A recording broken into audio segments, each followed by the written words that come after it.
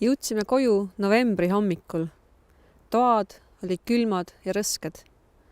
Pakkisime lahti Hiina tassid, panime tuleahju.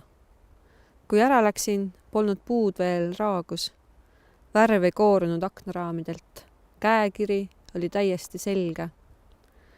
Nüüd on kõik hakanud tühjaks voolama. Mõtted on minust loobunud, linnud kadunud ja pean jälle hakkama taskutesse kive korjama.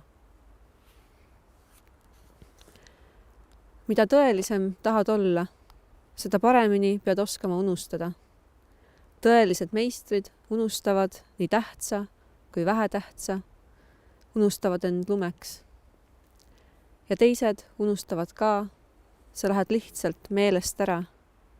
Õhtul jääd magama nagu dinosaurus ja hommikul avastad bussipeatusest uued kaljujoonised.